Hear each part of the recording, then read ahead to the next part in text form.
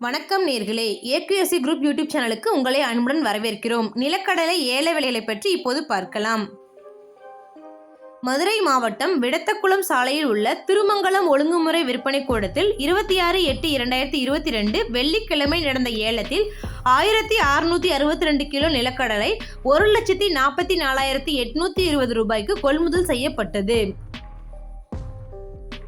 தரத்திற்கு ஏற்ப 1 கிலோ நிலக்கடலை குறைந்தபட்சம் 65 ரூபாய் 5 காசுகள் முதல் அதிகபட்சம் 91 ரூபாய் 5 காசுகள் வரை ஏல முறையில் கொள்முதல் செய்யப்பட்டது.